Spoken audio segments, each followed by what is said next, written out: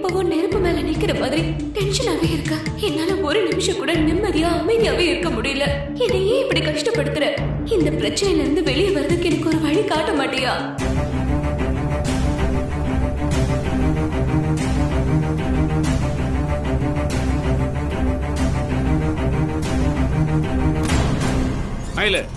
பரமரம் வரல? இல்ல சார். பக்கத்துல இருக்க இந்த ஏரியாவுக்கு போயிட்டு வரதுக்கு அரை மணி நேரம் கூட ஆகாது, 1 மணி நேரம். இன்னும் என்ன பண்றாரு அவரு? நீ அவருக்கு போன் பண்ணி பாத்தியா? இல்ல சார். அறிவு இருக்கா உனக்கு? ஒரு ஆள் வெளியே போனா அவருக்கு போன் பண்ணி கேட்க மாட்டேன்? உடனே அவருக்கு போன் பண்ணி எங்க இருக்காருன்னு கேளு.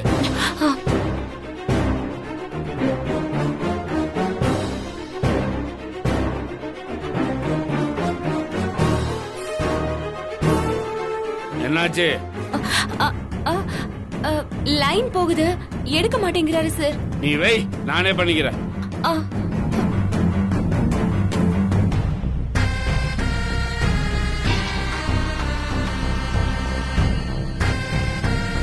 போன கூட எடுக்காம என்னத்தை வெட்டி முறிக்கிறாருன்னு தெரியலையே.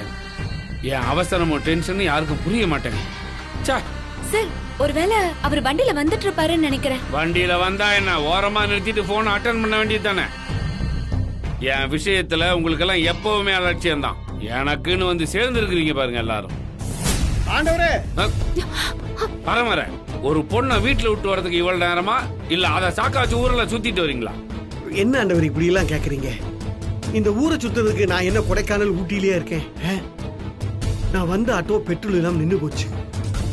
வேற ஆட்டோ புடிச்சிட்டு வர்றதுக்கு லேட் ஆயிடுச்சு. எல்லாரும் வேலையை ஒழுங்கா செய்றீங்களோ இல்லையோ, நல்லா கதை சொல்றதுக்கு மட்டும் கத்து வச்சுக்கோங்க. சீனியர்ல இருந்து ஜூனியர் வரைக்கும் ஒரே மாதிரி தான் இருக்கீங்க.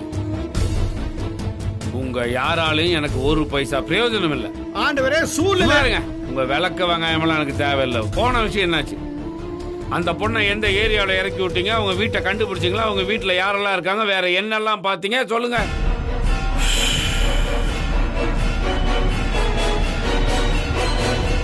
என்ன திருதிருன்னு முழிக்கிறீங்க? உங்களை தானே கேட்கறேன், பதில் சொல்லுங்க. அங்க என்ன நடந்தது? நான் கொடுத்த வேலையை முடிச்சிங்களா இல்லையா?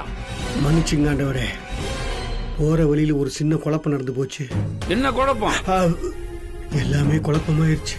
அந்த பொண்ணை கூப்பிட்டுட்டு ஆட்டோவில் அப்படியே போயிட்டு இருந்தேன். எதுக்கால ஒரு பெரிய ஊர்வலம் வந்துச்சு. அதனால ஆட்டோக்காரன் போக மாட்டேன்னு சொல்லிட்டான். சரி, நீ இறங்கி மீட்டரை கட் பண்ணிட்டு திரும்பி பார்த்த அந்த பொண்ணுக்கு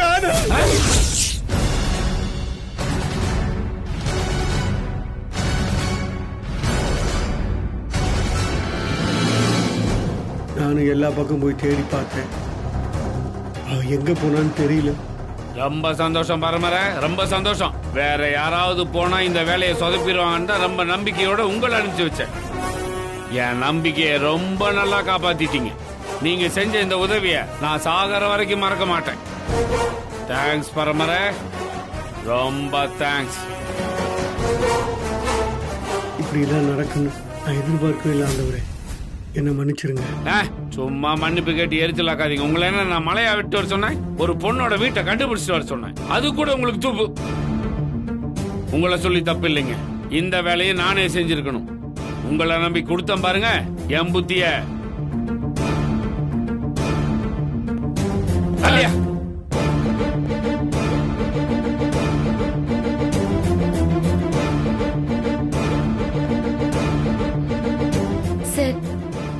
சார் ஏதோ கோவத்துல பேசிட்டாரு, நீங்க பெருசா எடுத்துக்காதீங்க.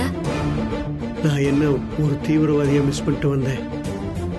அந்த பொண்ணோட வீட்டை தானே கண்டுபிடிக்க முடியலன்னு சொன்னேன். அதுக்கு போய் ஆண்டவர் ஏன் இவ்வளவு கோபப்படுறாரு? இது வரைக்கும் என் சர்வீஸ்லயே பேசாத வார்த்தையெல்லாம் பேசிட்டாரு. அது அவருக்கு ரொம்ப முக்கியமான விஷயம் போல. எனக்கு முக்கியம் இல்ல. அது நடக்கலன்ற கோவத்துல தான் சார் இப்படி கத்திட்டு போயிட்டாரு. நீங்க எதுவும் மனசுல வச்சுக்காதீங்க. நான் மனசுல வச்சு என்ன பண்ண போறேன்? ஆமா பரமர, தலைவர் கொஞ்ச நேரம் கோவமா இருக்காரு, சகசமாயிருவாரு, விட்டுரு. விட மாட்டேன். நீங்க சொல்ற லீகல் பாயிண்ட்ஸ்லாம் எனக்கு தெரியாது ராமூர்த்தி சார். நான் எவ்வளவு ஊழல் பண்ணி நான் ஒரு தடவை கூட ஜெயிலுக்கு போனதில்லை. ஆனா ஒண்ணு இல்லாத பிரச்சனைக்காக என் புள்ள இப்ப ஜெயில இருக்கான்னு நினைக்கும் போது, எக்ஸ் மினிஸ்டரா இருந்தும் என்னால எதுவும் செய்ய முடியலையேன்னு ரொம்ப அவமானமா இருக்கு சார். நீங்க என்ன பண்ணுவீங்களோ ஏது பண்ணுவீங்களோ எனக்கு தெரியாது. என் புள்ள வெளியே வரணும் சார். முதல்ல அவனை ஜாமீன்லயாவது வெளியே கொண்டு வரதுக்கு வழியை பாருங்க.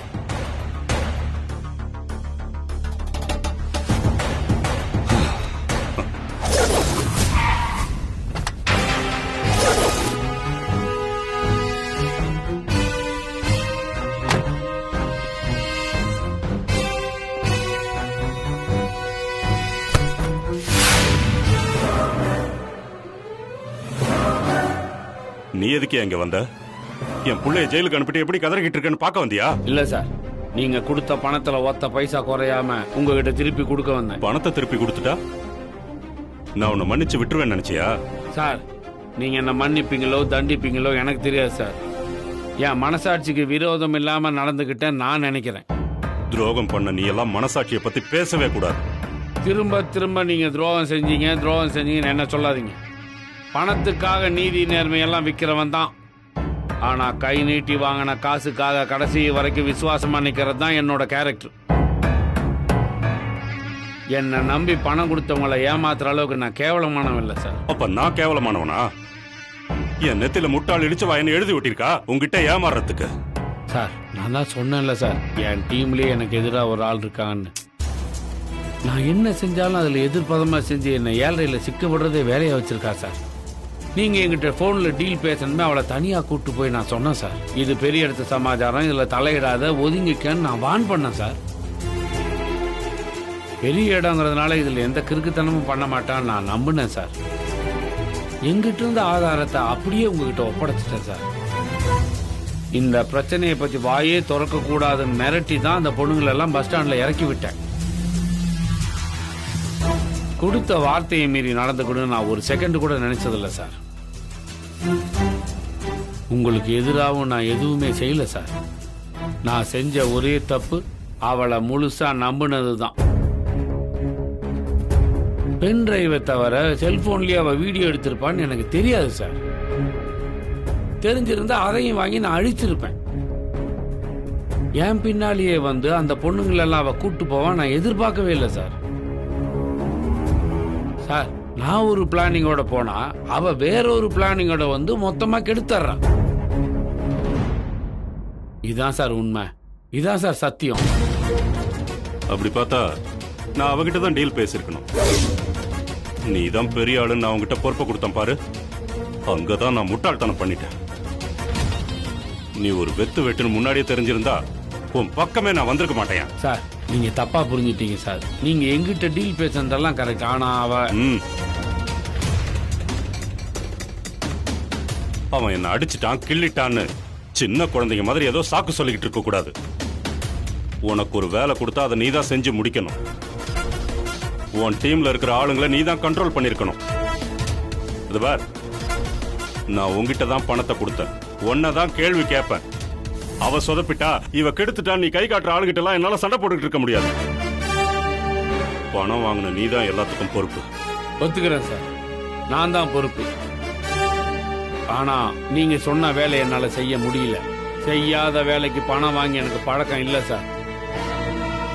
செய்யறது தப்பா இருந்தாலும் முடிஞ்ச அளவுக்கு அதுல நியாயமா இருக்கணும்னு தான் நானும் முயற்சி பண்ணுவேன். பணம் வாங்கிட்டு ஏமாத்திட்டேன்னு நீங்க என் பேர்ல கம்ப்ளைண்ட் பண்றீங்க. நீங்க கொடுத்த பணத்துல நயா பைசா பேலன்ஸ் எல்லாம் உங்ககிட்டயே கொடுத்துட்டேன். இதுக்கு மேலே நான் என்ன செய்யணும் நீங்க எதிர்பார்க்கறீங்க? பணத்தை திருப்பி கொடுத்துட்டா எல்லாம் முடிஞ்சிடுச்சா? நீ எல்லாத்தையும் பாத்துக்குவேங்கிற நம்பிக்கையில தான் எந்த முன்னேற்பாடும் செய்யாம நான் ரொம்ப கேர்லெஸ்ஸா இருந்துட்டேன். விஷயம் தெரிஞ்சு சுதாரிக்கிறதுக்குள்ள என் பையனை தூக்கிட்டு போயிட்டாங்க. இப்ப ஜெயில இருக்கிற அவனை யாரையா வெளியே கொண்டு வருது? சார், அது உங்க பிரச்சனை சார், அதுல நான் என்ன செய்ய முடியும்? சார், எஸ்பியே இந்த கேஸ்ல நேரடியா தலையிட்டு இருக்காரு. அவரை மீறி என்னால எதுவும் செய்ய முடியாதுன்னு சொல்றேன். பணத்தை திருப்பி கொடுத்ததோட உங்களுக்கு எனக்குமான டீலிங் முடிஞ்சு போச்சு. இதுக்கப்புறம் உங்க பிள்ளைய வெளியே கொண்டு வர வழியெல்லாம் நீங்க தான் பாத்துக்கணும். ரியாலிட்டியை புரிஞ்சிக்காம ஆளை வச்சு அட்டாக் பண்ற வேலையெல்லாம் வேணாம் சார். இன்னைக்கு நடந்தது கடைசியா இருக்கட்டும்.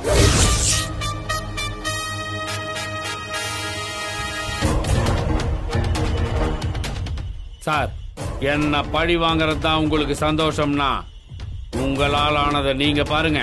என்னை எப்படி காப்பாத்திக்கணும்னு எனக்கு தெரியும். குருமூர்த்தி, நீ என்ன கதை சொன்னாலும் சரி, என் புள்ள ஜெயில இருக்கிறதுக்கு முழு காரணமே நீதான். உன்னை நான் மன்னிக்கவே மாட்டேன். உன் யூனிஃபார்மை கழட்டி உன்னை தெரு தெருவா பரதேசி மாதிரி அலைய வைக்கல, நான் மயில் வாகனம் இல்லையா? உங்களால் ஆனத நீங்க பாருங்க.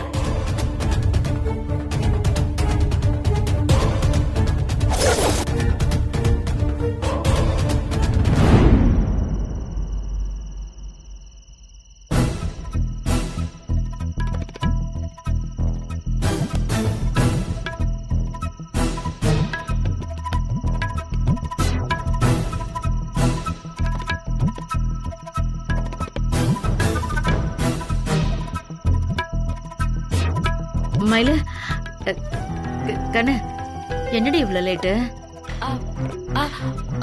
ஒரு கேஸ் விஷயமா நான் வெளியே போயிருந்தேம்மா. சரி, கை கால் அலம்பிட்டு வா, சாப்பிடலாம். நான் வெளியவே சாப்பிட்டேம்மா. என்னடி சொல்ற? எவ்வளவு நேரம் ஆனாலும் வீட்டுக்கு தானே வந்து சாப்பிடுவேன். இப்ப என்ன வெளில சாப்பிட்டேன்ற? கூட இருந்தவங்க எல்லாம் கம்பல் பண்ணாங்கம்மா, அதான் வெளியவே சாப்பிட்டுட்டேன். சரி சரி, போய் உடுப்பை மாத்திட்டு படு. நான் எல்லாத்தையும் ஏறகிட்டு எடுத்து வச்சுட்டு வந்துடுறேன்னு. மயிலு, அம்மா, என்ன நீ நிக்கும் போது நடக்கும் போதெல்லாம் பாக்கெட்டுக்குள்ள கைய வச்சுக்கிட்டே இருக்கிற? என்ன புது பழக்கம் அது? சும்மாதாம்மா.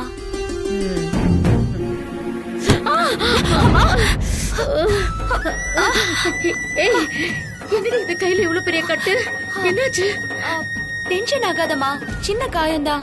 கத்தி கீறிடுச்சு. ஐயோ, கத்தி கீறிடுச்சா? என்னடி ஆச்சு? ஸ்டேஷன்ல எப்படி கத்தி கீரும்? ஒழுங்கா நடந்ததை சொல்லு மயிலு. மினிஸ்டரோட பையனை அரெஸ்ட் பண்ணிட்டோம்லம்மா. அவனோட ஆளுங்கெல்லாம் சார் மேல அந்த கோவத்துல இருக்காங்க போல. ஒரு கேஸ் விஷயமா நாங்க வெளியே போனப்ப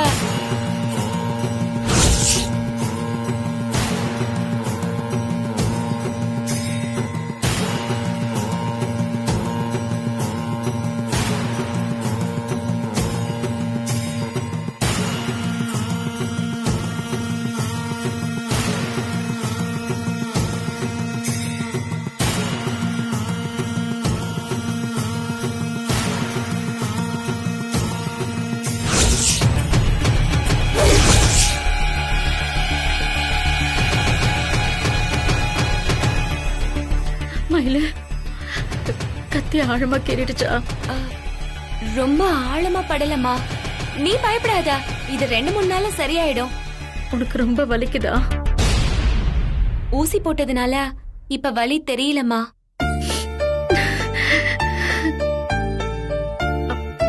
அவரு உங்க இன்ஸ்பெக்டருக்கு பெருசா ஒண்ணு அடிப்படல?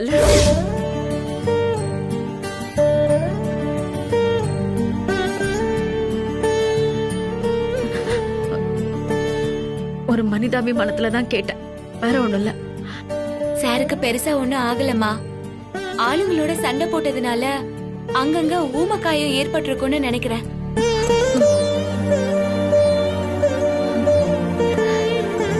நீ பிறக்கும் போது உன்னை பெத்தவரு, உன்னை கொல்லணும்னு துடிச்சவரு. ஆனா இன்னைக்கு நீ அவர் உன் உயிரை பணைய வச்சு ரத்தத்தை கொட்டி காப்பாத்திருக்க. உன்னை நினைக்கும் போது எனக்கு ரொம்ப பெருமையாவும் சந்தோஷமாவும் இருக்கு மயிலு.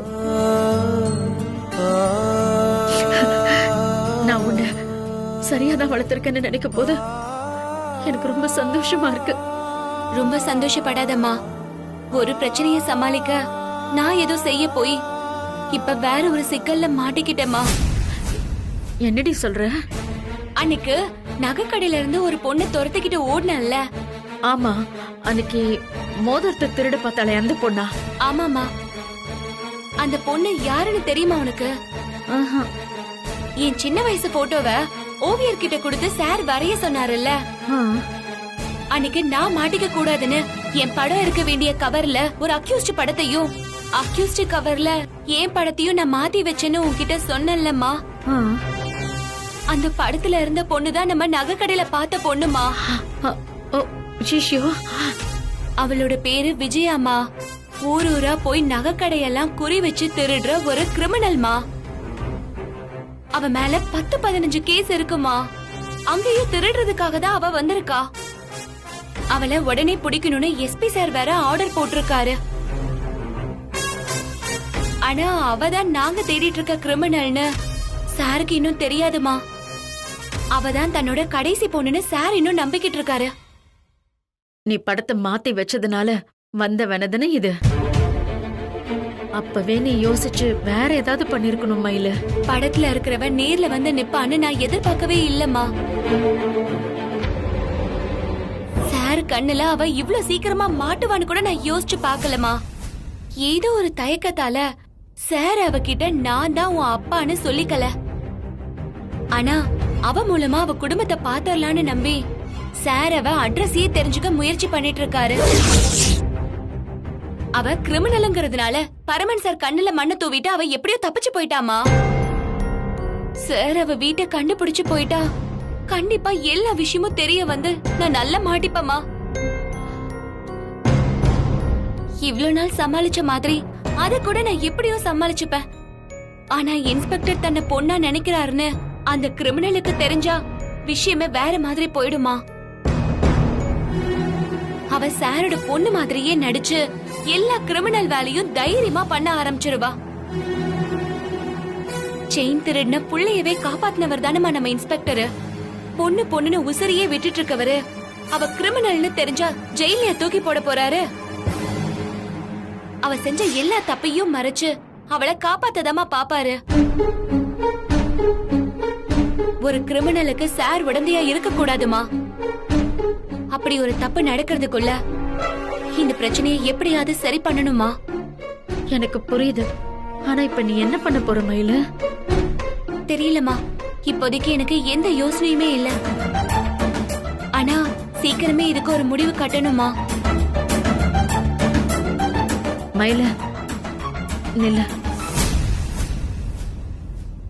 இந்த காயத்தை மறைக்கதானே சாப்பிட்டேன்னு என்கிட்ட போய் சொன்ன.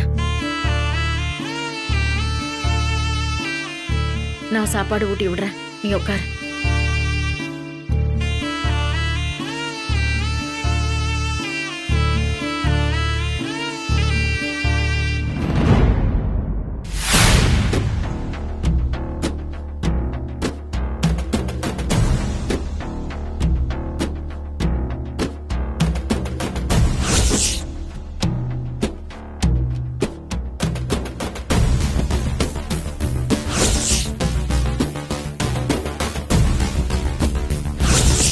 வா எழுந்திருமா.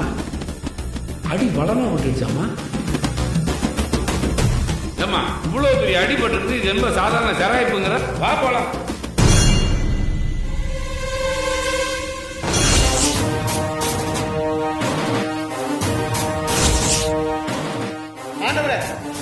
கொடுங்க, நான் போய் வாங்கிட்டு வரேன். இதுக்கெல்லாம் நீங்க போகணுமா? இல்ல பொண்ணுக்காக கஷ்டப்படும், வேற யாருக்காக கஷ்டப்பட போறோம்? இல்ல பரவாயில்ல, இவளை பொண்ணா நினைச்சு கூட்டிட்டு வந்துட்டேன். இவளுக்கு வேண்டியதை செய்யறது என் பொறுப்பு தானே, வேற யார் செய்வா?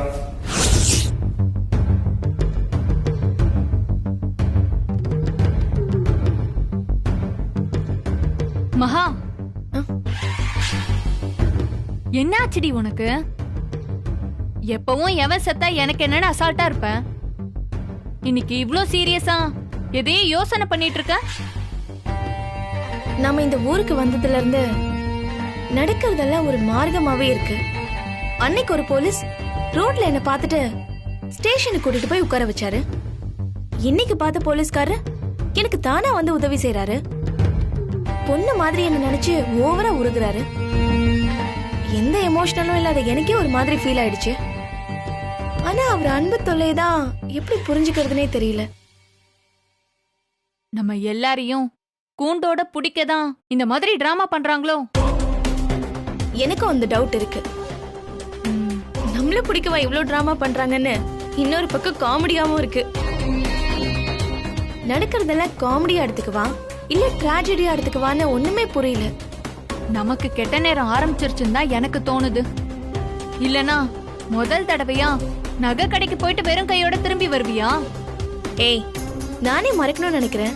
அதே நீ ஞாபகப்படுத்துற. இது வரைக்கும் சின்னதும் பெருசுமா நிறைய திருட்டு வேலையை செஞ்சிருக்கேன். ஆனா ஒரு தடவை கூட மாட்டினதில்ல. மாட்டுறத பத்தி நான் யோசனை கூட பண்ணதில்ல. ஆனா அன்னைக்கு முதல் முறையா அந்த லேடி போலீஸ் எனக்கு மாட்டிக்க போறோங்கிற பயத்தை காட்டிட்டா. நேரம் கிடைக்கிறப்போ அவளுக்கு நான் பதில் முறை செய்யணும். அந்த கணக்கை நான் தனியா டீல் பண்ணிக்கிறேன். மகா, போலீஸ் கிட்ட எந்த பிரச்சனையும் வச்சுக்க வேண்டாம். நாமளே போய் தலையை கொடுக்காம ஒதுங்கி வரதுதான் நமக்கு நல்லது. நாம ஒதுங்கறது இருக்கட்டும்டி. அவ ஏன் என்ன கண்டுக்காம விட்டான் தான் எனக்கு குழப்பமா இருக்கு. ஒரு தம்மா துண்டு மோதிரத்தை திருட பார்த்தேன்னு ரோடா என்ன விடாம துரத்திட்டு வந்தா. ஆனா இன்னைக்கு அத பத்தி வாயை திறக்கல. சுத்தி இத்தனை போலீஸ் இருக்கிறப்போ அவ என்ன ஈஸியா போட்டு கொடுத்திருக்கலாம். அவ ஏன் அதை செய்யல? ஏன் எனக்கு தெரிஞ்ச மாதிரியே காட்டிக்கல? அதான் எனக்கு புரியவே இல்லை. ஏய், காட்டி கொடுக்கலையேன்னு சந்தோஷப்படு. அதை விட்டுட்டு ஏன் இப்படி குழப்பிக்கிற? இல்லடி, நடக்கிறதெல்லாம் நம்ம அவ்வளவு ஈஸியா எடுத்துக்க முடியாது. அந்த போலீஸ் என் மேல ஏன் இவ்ளோ அக்கறை எடுத்துக்கணும்? ஏன் என் வீடு வரைக்கும் ஆளை போட்டு அனுப்பணும்? அந்த லேடி போலீஸ் ஏன் என்ன பிடிச்சு கொடுக்காம தப்பிக்க விடணும்? இதெல்லாம் நார்மலா நடக்கல. ஏதோ ஒரு மர்மம் இதுக்கு பின்னாடி இருக்குன்னு நல்லாவே தெரியுது. நல்லதோ கெட்டதோ, இனிமே நாம ரொம்ப கேர்ஃபுல்லா இருக்கணும்.